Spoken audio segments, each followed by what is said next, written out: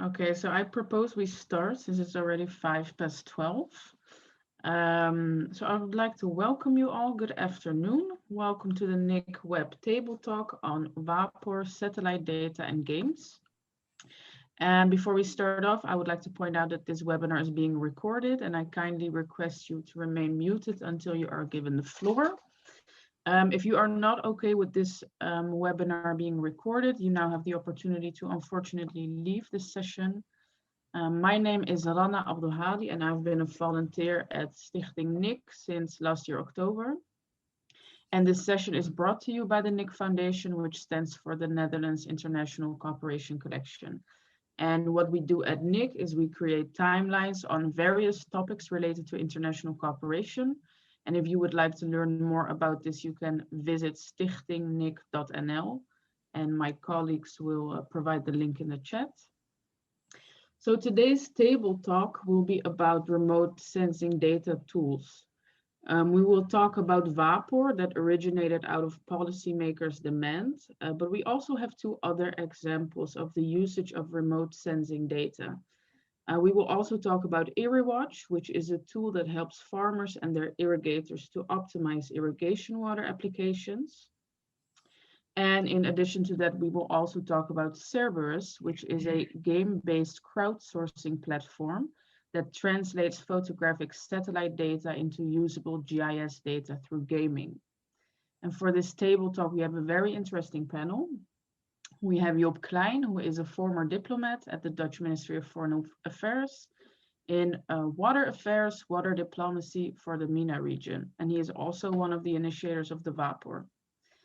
We also have Professor Wim Bastiaanssen, who is an international academic leader and is engaged as a visiting professor at Delft University of Technology, the TU Delft. He holds a PhD degree in crop soil atmospheric physics from Wageningen University, and Wim leads the IrriWatch team. We also have Hans van het Woud, who is the CEO and founder of Blackshore, which initiated the game-based crowdsourcing platform Cerberus. And this table talk will be 1 hour. The first 30 minutes will be an introduction by the panelists on the three tools. Each of them will talk about 10 minutes about the tools. And the last 30 minutes will be a Q&A, whereby all of you, the participants, have the opportunity to ask questions to the panelists. I invite you all to ask your questions in the chat box, and after 30 minutes, I will read some of the questions out loud. And if you would like to, you have the opportunity to reflect on your question, but no more than 2 minutes, since we are with many participants. And I'm wondering, Job, could you say in 1 minute a few words about remote sensing data, and yeah, maybe also the goal of this table talk? Yes, of course. Thank you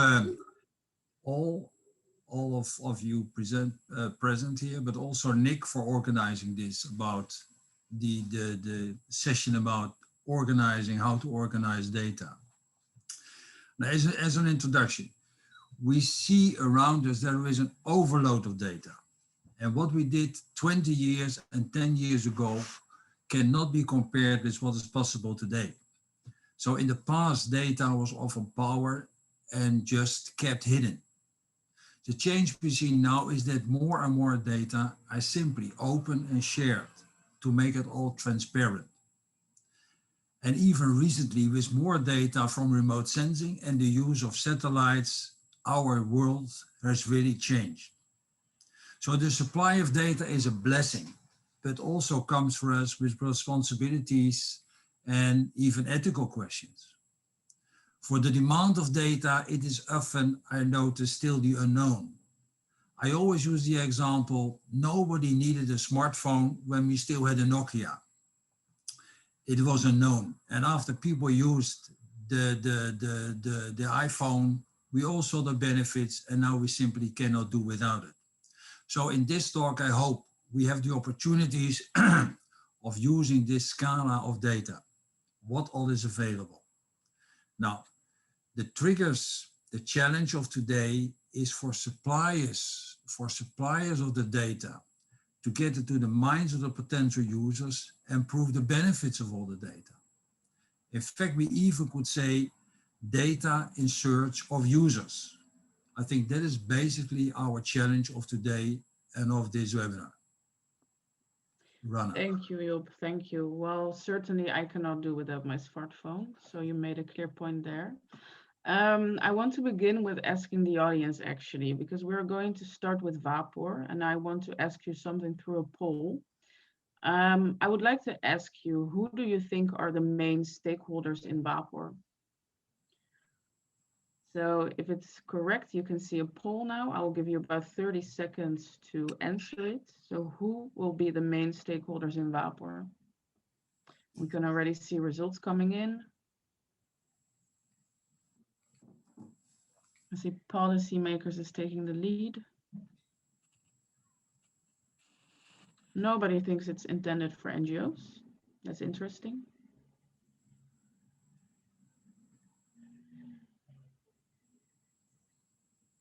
Let's wait for another 5 seconds. Policymakers is still in the lead. Yes, so you can see that clearly everybody, well, most of everybody thinks it's intended for policymakers. I see also some people think it's intended for universities and for farmers. So Job, I would like to ask you, can you tell us a bit more about the history of WAPOR and maybe also reflect on this question about who the main stakeholders are in WAPOR? Yes, of course. Interesting, by the way. Yeah. Can I share my screen? Definitely. I have a slide. Yeah. Okay, so talking about the supply and demand, the WAPOR is a request, was effect a request of data. And that's relevant to mention. Now, in short, I brief you about the birth of the open source database, which is called then WAPOR. Now, I take you back to 2010, where it was posted in the Dutch embassy dealing with the development sector. Now, the main donors in the water sector were the Germans, the World Bank, and the Dutch. And all three were working in the water sector already for decades. And during our regular meetings on progress, you really could notice a way of fatigue in the group. Now, what was the reason? Access to water dropped after all these decades of work. You can see on the left column, these are pictures of the UN water. That in fact, that was good to mention, it was before the war that in fact the access to water dropped, when in other countries the access to water actually improved. I mean, it was a time of still the Millennium Development Goals were there. Now, in Yemen, what you also noticed, in fact, is that even the water table dropped by even you can see here in Sanaa by 8 meters. And on the other hand, all the donors' funding increased. So, I mean, you really had the opposite of the two. Now, one day I had my lucky day, and being at the embassy, I had a visit of a professor who completed a World Bank training with the Yemeni Minister of Water. And he explained to them how to use remote sensing to improve water resources management. Now, for me, that discussion was the eye-opener. And he showed me that Yemen, as a water-scarce country, used around 3 times more water to grow crops compared to other countries in the same climatic zone. Now, really, for me, things became clear that we never would be able to achieve anything if this was the cause. Obvious that no water was left for drinking, and we could monitor this, but we didn't. So we discussed it with I discussed it with the ministry, and who were clear in their reply. We do not believe in remote sensing. On top of that, I realized that most of the data owned by the ministry was hardly shared. You could say a kind of monopolizing the data. Now, important for me became that only financing in infrastructure was not a solution. how could we justify, I mean, in fact, our existence in Yemen? Of course, it was widely known that agriculture was a large user. Therefore, agriculture, water use, including the efficiency, should be monitored. And all of this set off against the water resources available and the demand of water users, like drinking. So where is the balance? So what we needed was an open discussion how the available water is shared and prioritized. The trigger question there is, in fact, is water considered to be a social good or is it to be an economic good? Now, as the Netherlands, we teamed up with the UN Food and Agriculture Organization, the FAO, and they managed to have to organize a meeting with the Speaker of the Parliament, which, by the way, is unusual. And after sharing our concerns, I still can remember the speaker's remark. He said, "How would I know that we misuse water?" In short, we agreed that open data was needed. After meeting with the parliament members, ministries, and farmers, the big issue, in fact, became the ownership of data. In fact, what I noticed is the transparency was at stake. Finally, the conclusion was that Yemen requested a public open source database, and the Netherlands was willing to finance that. So a start was made with the data based on these pictures you see there. And we had to stop because of the worsening of the security situation. In fact, we talk about all before 2015. Now, the concept was taken up by FAO headquarters in Rome. And that, in fact, was the start of the WAPOR, because the initiative was taken at that time to the Middle East and to Africa. Now, what does the WAPOR means? The main topic of WAPOR is to monitor the water productivity. And I cannot see my own screen now. Wait a second. I just got a poll. So what you want with the water productivity is that you want you calculate the water which is needed to produce crops.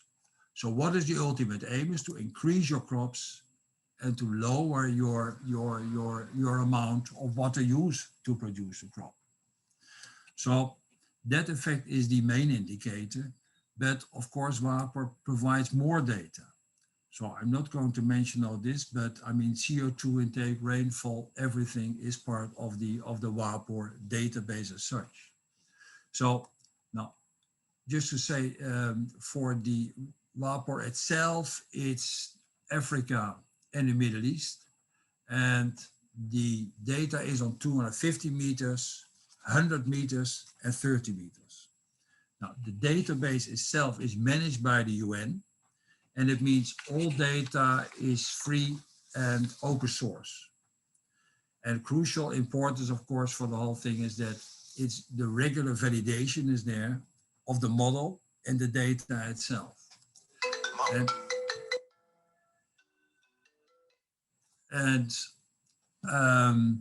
So the validation, oh, hang on, there's another one. The valid is my motto, so I cannot escape. The data is there for open for all of us. And what you notice is that governments itself are really interested in this. So already in 2018, when it was just more or less coming up, I just have to switch off my phone. Sorry, I forgot to do this. Particularly the Jordan ministry, I can remember 2018, was interested because they had an issue about how to monitor illegal water use. And there, in fact, they requested, in fact, WAPOR to be used in Jordan. The other point is that the data available in the database started in 2009. So for governments now, you're able to make trends, how it was in 2009 and how it is up till today. So it's all new real-time basis, which is just go start 2009 up to today. I show you now a few pictures of the WAPOR itself. These are still from Iraq, which was for last week. This is Mali, which I wanted to show. And this is the 250 meters, which you can see. This is the 100 meters. And here you have an example where you see, in fact, the development over time from 2009 up to today.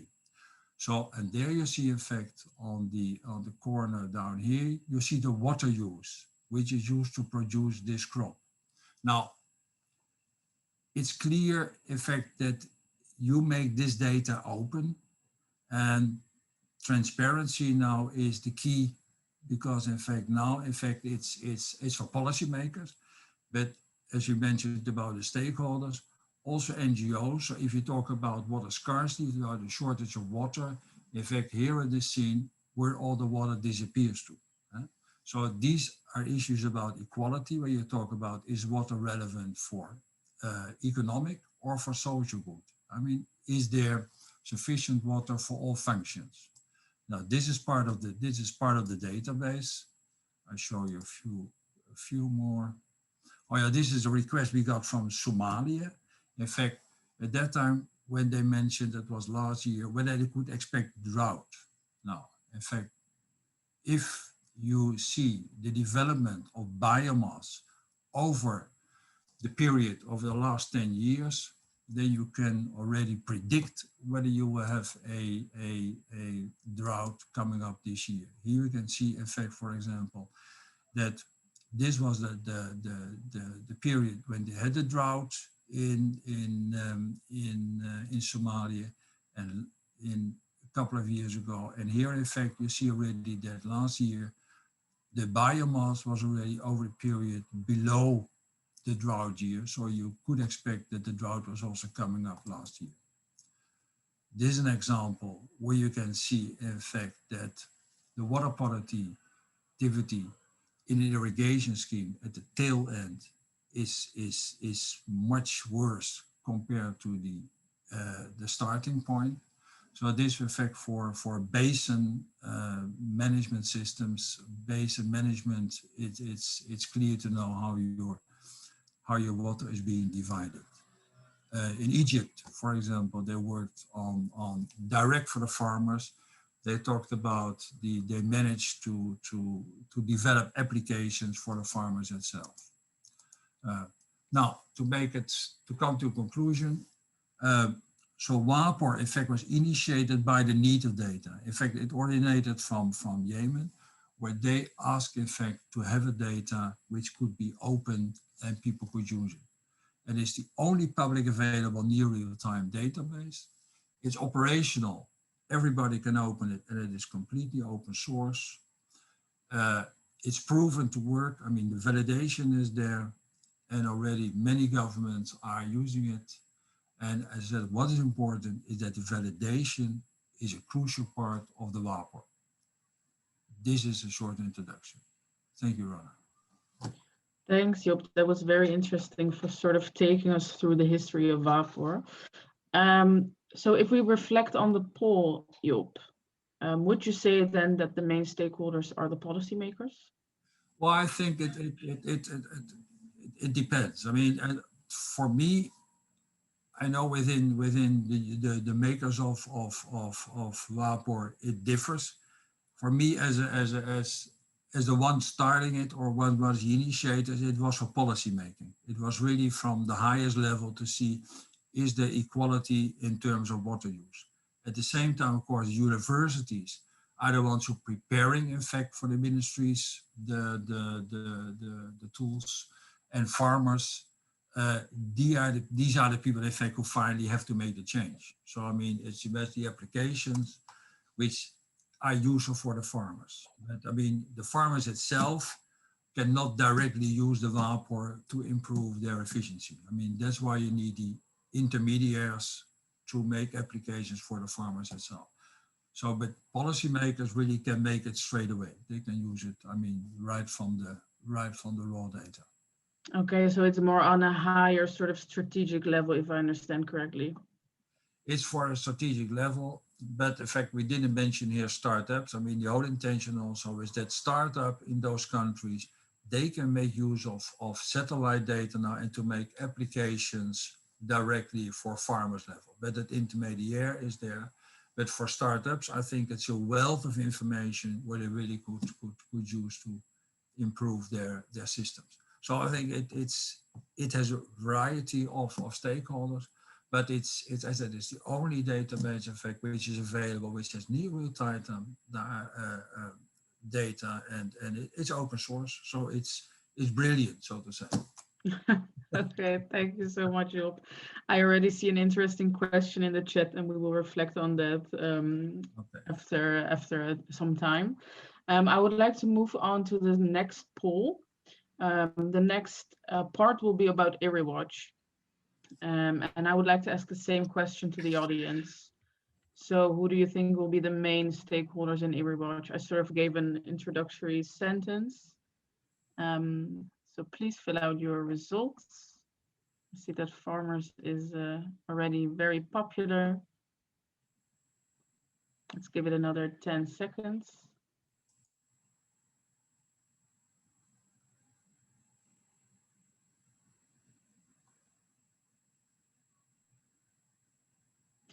Yeah, I see that farmers is taking the win in this. So I would like to ask Wim, could you tell us a bit more about ERIWatch? Could you tell us a bit more about its application in agriculture and also reflect on this question? So who are the main stakeholders? And the floor is yours, Wim. Yeah, thank you, Rana. And I like to do that by sharing my screen. If that is okay. Can you see my screen? Yes, we can. Thanks. Because ERIWatch is indeed meant for farmers.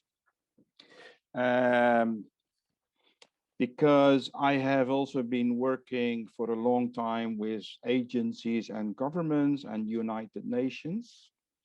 But you can draft very nice policy, but if you in the end are not helping the farmers, yeah, then the actions on the ground will not change. So what was for me a major driver to create a startup, so basically I'm representing a startup now, is to develop these applications for farmers.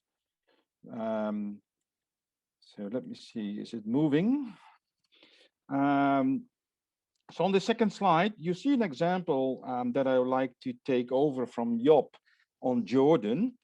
So the very strong aspect of WAPOR is that you have now 10 years of data in the archive. Some data 250 meters, some data are at 100 meter.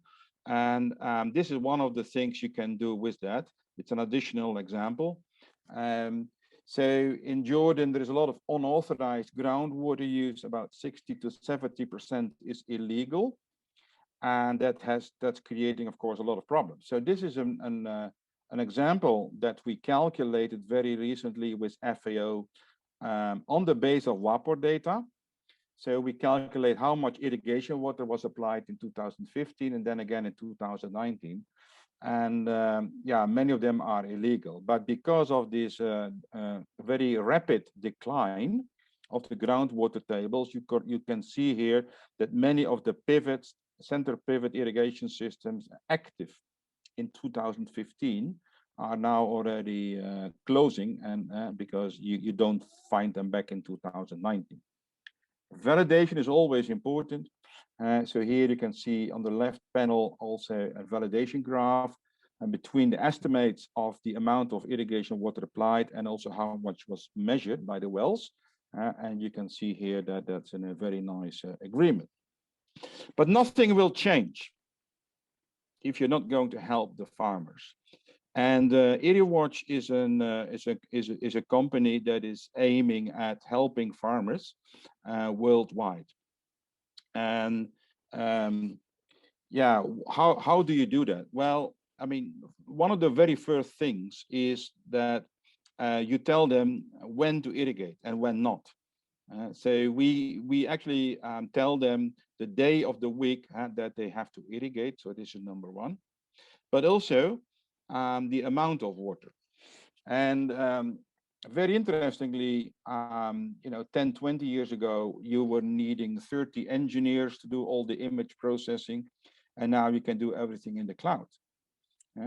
And also, a lot of data is now available from WAPOR, and that can really provide a kind of a quick start to develop these kind of applications. Now, this is an example of an irrigation advice on a pixel by pixel basis. This is 10 meter by 10 meter.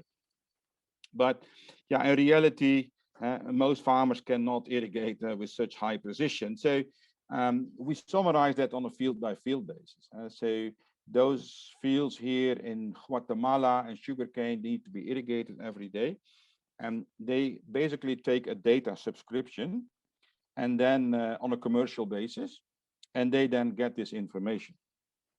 Now, what is also interesting is that they irrigate with hydrants and with sprinklers. And here you can see that all these sprinkler lines have a separated, let's say, boundary. Why? Well, they said, look, we have a team here of people that operate those blocks, those farms, but we need to know which of the say pipelines really need to get water today. So they have the hydrant in every field. They have an opening and they can make the connection. And the team wants to know which field do we really have to irrigate today and for how long. Now we calculate this in millimeter. And so this hydrant needs 24 millimeter, other ones maybe 19 millimeter. And the ones here in dark, they do not need any water. And in this way, you can really reach out to farmers to help them. I will give you another example. This one comes from India, from smallholders. Every field here is, let's say, half a hectare or 1 acre or 1 fadan. And so very small fields, all potatoes. Yet, together with a local provider of an app in Hindi language, we were able to reach out to those potato farmers. And the ones that are in the control group, which are the farmers that farm and irrigate as usual, got 28 tons of potatoes. And the ones that were following the treatment, they got 37 tons. And that's exactly what you want. It's not only to save water, but also to give a higher production. Here is another example, which is maybe more coming from commercial farming. But people always ask, but can you trust this data and so on? And how can we make the uniformity better inside fields? And this is an example from Kazakhstan, where actually we calculated this data of crop production on a 10 by 10 meter, and we converted into maps of corn yield or maize. And so this was based on satellite data. Some of the data came from WAPOR, other ones we have processed ourselves. It's a 10 meter by 10 meter grid. But I like this one because this picture was measured by a combine harvester with a yield sensor. So here also you can see in red they have here lower yields, and they exactly match with the satellite images. So this really gives me comfort that even at a local scale, we can get this production very much right. Now, my last part of the story is a little bit more on, are we providing data to users? Are we in search of users, or are users in search of data? So who are the users? Now, commercial farms, many, but also smallholders in India. And very interestingly, these smallholders now express continuation, and they will pay. They will pay for the service. Even during Kharif, during the monsoon, they want to continue with the service. They do not want to wait until the next dry season, which I think is very nice. but also farmer cooperatives, commodity traders, sugarcane mills, and so on. But very often also, local consultants. And see, farmers are not trusting high-tech people and IT companies, but they trust the local consultant. Okay, so if we can reach out to these local consultants, then also they can start representing these new technical capabilities. And this is, I would say, all more farm and agriculture based. In addition to that, I see now also that many of them are selling weather stations or soil moisture sensors or drip lines. Companies selling drip lines now also say, look, not only we sell you a drip line, a drip irrigation, but also you get a software package how to operate that investment, which I think is quite interesting. But also irrigation districts. So sometimes you have a conflict between farmers and the irrigation district.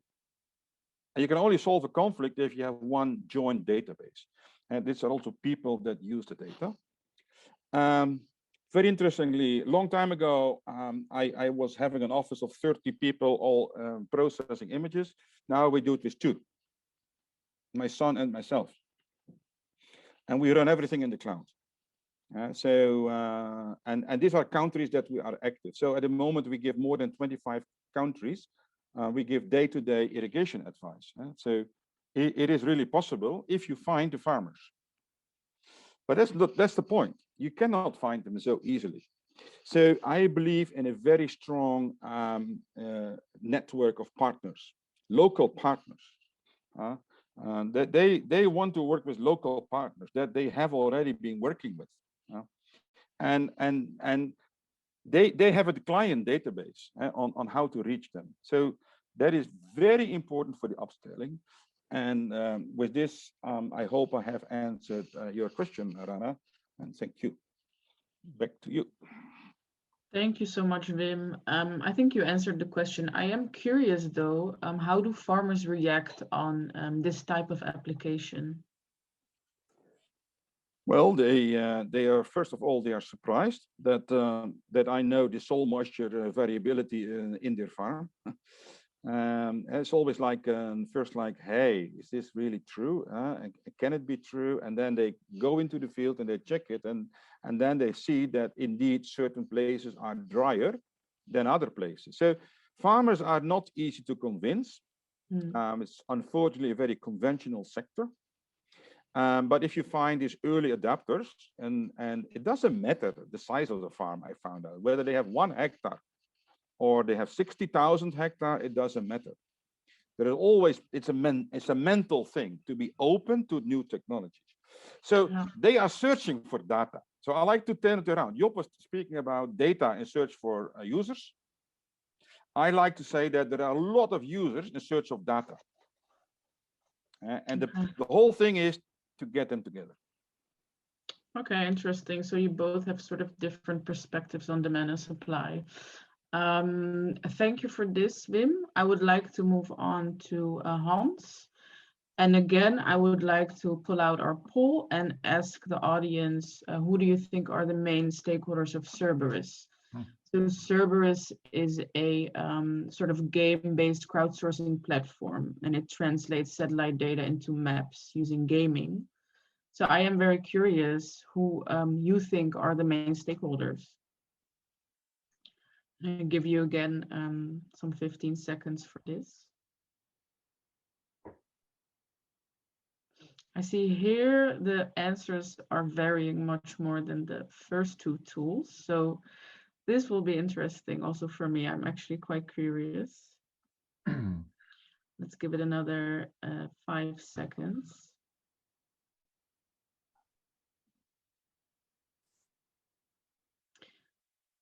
So I see that farmers are again taking the lead, also universities, research institutions.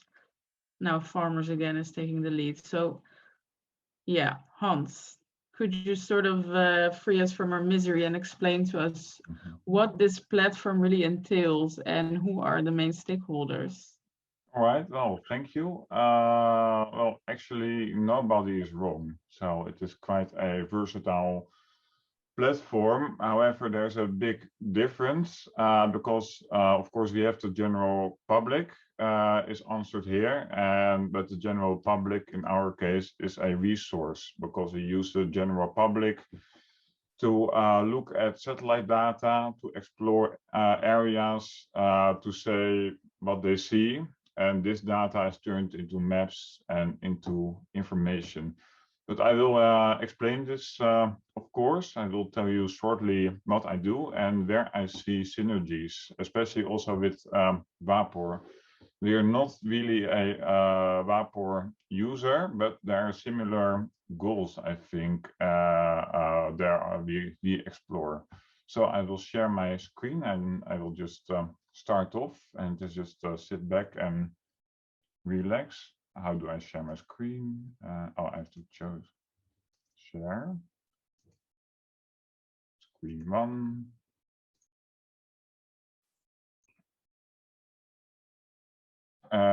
Just checking, you should see my screen right now. Yes, we do. Yeah. All right. Okay. Well, thank you, and thanks for inviting me to give a short presentation today about our solution. Well, yeah, my name is Hans van der Woud.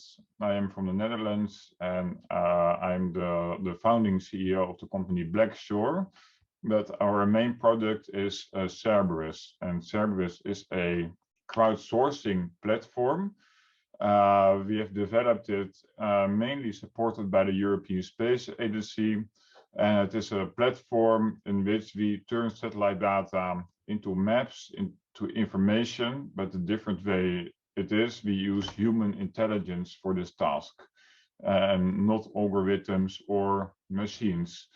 And the thing is, Job already said it, well, we are living in like a big, there's a big wealth of available data of the world, especially related to remote sensing data and satellite data. But it is data, it are just pixels. And how do we turn this into knowledge? And especially how do we turn it into knowledge with a big meaning? And yeah, just to describe environments. And for this, we as humans, we are still superior than computers at detecting objects in images. So how do we do it? And who are our users? Well, mainly in a game engine, we simulate world areas as is, using or open data or ultra high resolution satellite imagery of this case is 50 centimeters. And we are working in areas where there's a certain need for a user, a customer, for example, needs a map. Well, this is an area in Mali, and an end user here is an NGO who installed water pumps in a region of 100 square kilometers. The NGO is named Uduma, and they donated water pumps to their donors. But what they would like to see, what is now the positive impact of these water pumps? Is a certain area thriving? Is our investment worthwhile? So are there more roads? Are there more farms, more buildings? Is the environment healthy? Well, you can measure this, of course, in two ways. You can go there and take interviews with people. Is it really working? Or we can look from space. What does the area right now look like? So we did the second option. What we do is to put this satellite data in a gaming engine, and we ask the public, the players, and just the general players to look at those images and explore it and say something about the area. Well, the method is that we subdivide the satellite image in hexagons, as you can see. And as a player, we ask, what do you think there is inside of a hexagon? So do you think inside of hexagon there is like a building, a house? And if you click on it or if you mark it, you get a reward in the game. And if the reward is very high, also other players are saying the same thing. And this reward involves virtual credits you earn in a game, and you use those credits to upgrade your game, to upgrade your virtual airplanes or whatever. And we really look at existing game market. Why are people so addicted to games? And we use similar methods, but the only thing is we replace the fake environments for real world environments. Well, and if a lot of people play this and they learn around the area, they are getting immersed in world areas, especially here in Mali. And the output for the customer does look a little bit like this. So this is data accumulated of all players together. And we're doing some statistics. And what is a result is a topographical map of an area. And for example, if we put our map on top of Google Earth or OpenStreetMap or Bing Maps, you see this. So here there's like a river is mapped, but if you look in Google, this river is unknown. It is not mapped at all. Or there are a lot of communities out here, and or those white lines are roads, there's vegetation. So creating those maps is telling us, well, there are a lot of areas in the world which are still needed to be mapped. So this is a somewhat older project that we have done, but right now we are actually working on a project to measure the impact on COVID on wet production. And we're doing this also together with the European Space Agency. And here our first area is Ethiopia. There's a hypothesis that wet production in Ethiopia has been impacted by COVID, and we want to detect trends in this. But for this, we want to map actually the entire wet volume of the entire country of Ethiopia. This is a big country. In this, we are building a consortium. We are working with a consortium, but we are using our crowd data to train algorithms to automatically detect these features. And we are building here a hybrid system between the use of commercial satellite data and open data. And commercial data is expensive, but it has a very high resolution. We can zoom into 50 centimeters. And we are asking our public to map based on this commercial data, but use those coordinates as training locations for open data, for free data on 10-meter resolution. Well, in this case, in Ethiopia, in the Rift Valley, we asked the crowd to map during the harvest season. We asked them to map for wheat, also for maize and for barley. And we are asking the crowd to map based on actual harvest conditions, because if we look in the season, in the growing season, everything is green. So it is hard to distinct types of vegetation. But if we really mapping, especially on the moment on the harvest season, we can distinct those crops. And the harvest methods are proxies for the actual crop growing there. So we are building Farmville in real. Well, how does it look like in the game? Well, you see it shortly. You see it here. So you see those hexagons, and the player is tagging on the hexagons what they see there. So there's some hexagons, they contain wheat, some of them contain buildings, other contain maize or barley, for example. And we find out that actually the players are, for the players, it is quite addictive to play this game, and it is generating us, of course, our results which you need. And like in 1 week, we created about like 100,000 data labels. So that is very interesting and very important. So what does here the output map look like? This is an area of the Rift Valley which we mapped, and we are mapping on very, very high resolution. And for example, this is about wet detection, and all of those yellow triangles is where we are really like 100% confident that it is indeed wet. And each triangle has a size of 20 by 20 meters. but 20 by 10 because of it is a triangle. And we are using those very small locations as training labels for wet information. And we can use this now to build data models, also to map, to estimate wet yields over time through the years. So it is about crop volumes instead of water. However, I will right now fast forward to, I have 1 minute left, so I will fast forward to what we are doing and where there's a synergy between, let's see, between WAPOR and what we are doing. So we also mapped an area in another project using open data, and there we asked the crowd to map, okay, where are there healthy crops and where are there unhealthy crops? In Mali, we mapped an area of 10,000 square kilometers using open data, and we were asked to see, okay, where is the area drying out? So we compared data over time, 2015, 2018, and we saw a very big area getting brown. But we found it out, but that raised the question, why is this land getting so unhealthy? Is it climate change or not? What we also saw, like communities, and they were growing those communities. And it was a project to estimate risk of human conflict in the region. Because the region was getting browner, we think, okay, well, there's less workable land in the field, so probably less food. We detected communities, but we also detected growth of communities. And we saw over the years very slightly growth, so more people packed together. But what is the cause of this? And then we went to revisit this same region in Mali and to check, okay, what is the health of the crops and where does the water go to?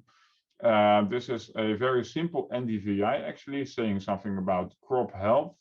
And we asked the crowd, okay, can you map which crops are healthy and get a lot of water and which crops are unhealthy and do not get a lot of water? And in Mali, we found out there are like vast plantations and that are really like industrialized sugarcane plantations. And it is all connected to the Niger Delta. And this is where the water is going on. And for me personally, it was quite an eye-opener about like the sugarcane being turned into biofuel we use here in Europe. And then we feel we are really green. But for Mali, it is not the most healthy situation. And this water usage or the poor distribution of water, is it really climate change or is something else going on? And this region actually is also the Mali region in WAPOR, the same region what we mapped. So here you see the region in WAPOR, and the dark areas are where a lot of water is being used. And this is our map on top of it. And the orange areas are where a lot of water is being consumed. Although, of course, WAPOR is accumulating data over time, and we use a single satellite shot. And we can also zoom into the region. Well, WAPOR is really also showing it like on a 30-meter resolution. And our data on top of it, a slightly higher resolution, so we get similar results. And that is really interesting. And it's also, by the way, quite, how do you say it? This word. It is really nice that we turned out to have analyzed the same region as for Mali, so to say. So I'm right now really getting over time. So yeah, could you please round it up, Hans? Thanks for your attention, and probably there will be a lot of questions. Thank you so much. I would quickly like to ask you a question, because are the users or players aware that they're contributing sort of to the creation of these maps? Yeah, or absolutely. Are they? Yeah, okay, yeah, okay. that is yeah, and they understand their mutual goals, and it's of course what is important are for the game motivational effects, and those are game elements, but they're really aware it are real world situations. Okay. We especially see it, for example, we also map disasters and crises, like storm damage or whatever. And Yeah. especially then, even the crowd is even more active. We also have done things with refugees in Iraq. It were like it was the Yazidi mountain range, and then people are really extra motivated. But we say Yeah. for farming environments, they're also aware of it. But then we need additional gaming elements, because farming conditions are often a little bit more boring for the players. So then we need to turn on many more game elements. Mm-hmm. And if we map a disaster, then the game elements are in their way, actually. And then people just want to help out. So there's a balance. Okay, thank you. That is quite interesting. I see we don't have much time left, but I would like to still go to the questions of the audience. And I see a very long question of Alexander Mueller on the sort of, he mentions a case about the usage of WAPOR in Egypt. Alexander, can you maybe unmute yourself and ask your question? I think this one is addressed to Job. And if you can, could you keep it under 2 minutes? Yes, thank you very much. I will try. Currently, we are working with the World Bank on a policy note for irrigation modernization. And one of the tools we use for that is the agricultural sector model for Egypt, which I'm running for the last 20 years. The model we use currently has been calibrated for the year 2014, 13-14, with the actual water release from the High Aswan Dam, the water used by municipal and industrial users, open water evaporation, the inflow to the delta, and the outflow to the delta. And the water that remains is available for agriculture. Now, what I calculate is that there is some 30 billion cubic meters of water available for agriculture. And with the historical cropping pattern as recorded by the Ministry of Agriculture, that can irrigate that cropping pattern only for 75% of the full water requirement. Now, if in our team is also somebody from FAO, and he has done the calculation with WAPOR to verify. And now the curious thing is there that WAPOR calculates 40 billion cubic meters. And so there's 10 missing. And this 40 is exactly the amount you would need to fully irrigate all the crops that are recorded by the Ministry of Agriculture. So yeah, I'm puzzled what is wrong. Either the Egyptians get more water from the High Aswan Dam than they admit. They would need to have some 70 billion cubic meters to afford this 40 billion for evaporation, or there is something wrong with WAPOR. So I'm very curious to find out where the difference is. Job, can I ask you to reflect on that? Well, it's a very interesting question, Alexander. I think it's really it's really an issue where experts come in. I mean, what kind of model, what kind of how your analysis has taken place. So we have a lot of people here within. I've seen names, in fact, which really I think should be part of this discussion. And what I propose is that we have a separate discussion on this one. Otherwise, it becomes a discussion about models, etc. So I think I put already in the Q&A also my email. So it's good. I mean, we have to solve it. I think definitely. So I think this is a very interesting case.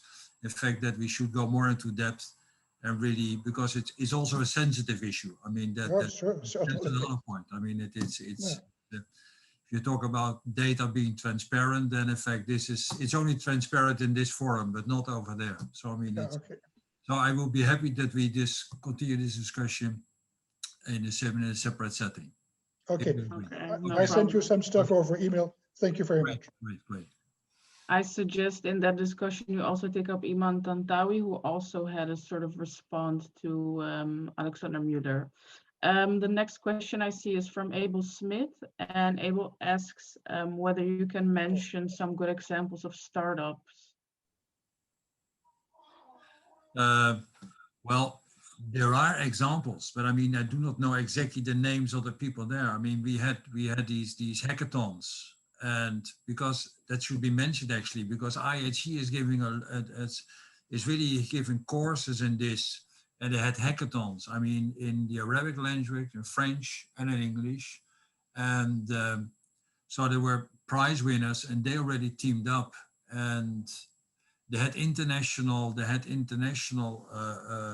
startups where you had people from, you had students and young professionals from Nigeria, together with people from Egypt and from that case, I think Mali. So they already, I mean, they already prepared apps also for the drought and the people walking with the herds in Mali, how you walk from zone to zone, where there is biomass, where you have agriculture, where you have grass for the herds to. But I can give you these. It may be good, as you mentioned. I mean, it may be good to make a list of the startups which already are already working on this. It's a good point. I will just I will put it on the web. Okay. Thank you, Abel. Thanks, Abel.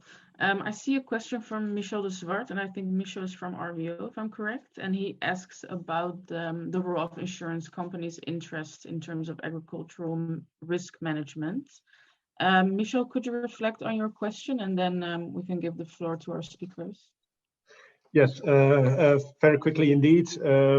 Insurance companies are very hesitant to step into agricultural risk management. There are some pioneers, amongst them Swiss Re. So I was indeed wondering if organizations as such are also using data from WAPOR for their own risk management portfolio. Are there already concrete examples of it? So either Joop, Wim, or Hans, who would like to take the lead on this question? Yeah, I like to take that lead here, Donna. Yes, there are many local agricultural insurance companies that already use this kind of data. So the one that I like to mention is WRMS, Weather Risk Management System in India. You see, those companies, they only make the insurance if they themselves have no risk, and they always want to know two things. One is the yield really low, and therefore they use satellite data? And number two, is it because of poor management, or is it because of weather? And so they also need additional data, and WAPOR and other spatial data tools can provide additional information on the climate system, whether climate has been the problem. Or like in the case that I work with these guys, they use also AreaWatch data to give daily advice. So if they see that the farmers are not following up the daily advice, yeah, then they get no payout. So they really, I would say, fully embrace it. But this India, big country, many farmers, but that is a big success. Thanks. Thank you, Wim. I see there are no other questions left in the chat. I would like to ask the panelists whether they still have some sort of final reflections on this table talk, if there is still something they want to get off their chest.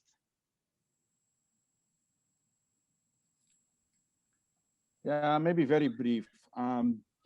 See, I've been working in this field for a long time, for 35 years. And the first 25 years, I was only busy working on convincing people that Earth observation is also a measurement. It's not something fancy. It's really a measurement, but people did not believe me. So I had to go back to science and again and publish and check it and do it and so on. That part now hopefully is over. You know, it's now accepted. And I think that is very important for today, that more and more people, even farmers, conventional farmers, are now open and have a different mindset than in the past. And I think that is fundamental for creating changes. Thank you. Okay, thank you so much, Wim. Yeah. Joop? And I just as a last, oh, Hans, you're. Oh yeah, I have something. Yeah, I actually concur with Wim. I always find out that my biggest competitor is the status quo. It is just often organizations, they keep to how it is being done, and they do not really are aware of Earth observation or do not really believe it. But if you show them what can be done, it are always eye openers. And for myself, I do feel privileged. I'm one of the few that also pushes this Earth observation data in the living room of the people. So I do not keep it in the science domain, but we really make sure it is being pushed in our game engine to be shared. And right now we have a crowd of 65,000 people worldwide who are all actually are already like GIS engineers without even knowing it, because we make the interface very user friendly. So we are getting there, but it is a long run. And organizations change slowly, but we must certainly not give up, because it is so important. And we have those organizations behind us, of course, building the satellites, who really love us because we make use of it. Thanks, Hans. Joop, you have some final remarks as well, right? Yeah, well, I mean, for me, the trigger effect, I think it really, the first thing I want to know is the one who visited me in Yemen was, of course, was Wim Bastiaanssen. I mean, he was the one who introduced me to the whole the whole field of remote sensing. And what me triggered me at that time is that really there's a lot of investment by donors and by IFIs, in fact, in water resources. And still girls are walking for hours and hours to collect water. You know, the whole wash sector is really a sector that it is really urgent to be solved. And an important part of this is that often the water is misused. There are so many examples that water is misused and girls are still walking for hours because there is simply no water in the tap. So this tool also gives us more transparency about equitability. I mean, how the water resources are used. I mean, the fact that the wash issue is not a matter of investment, it is also a matter, I mean, do you use your water wisely? So that's, for me, it was also a trigger, in fact, to be very clear on this whole WAPOR. Thank you so much, Joop. And I see there is some exchanging of contact information going on in the chat. So I assume a lot of discussions will be taken offline. I would like to formally close this table talk. I would like to end with mentioning that IHE Delft has an open course on water productivity and water accounting using WAPOR. And the course is available in English, French, and Dutch. And the link is already provided in the chat. The session is recorded and will be available on the website soon. And I would also kindly like to ask you to fill out the evaluation form of this table talk. So I hope you all enjoyed, and I wish you a lovely day in this weather, in this sunny weather. So enjoy the day, and thank you so much to all the speakers. Thank you. Thank you. Okay. Bye-bye. Bye-bye. Thank you, Rana. Bye-bye.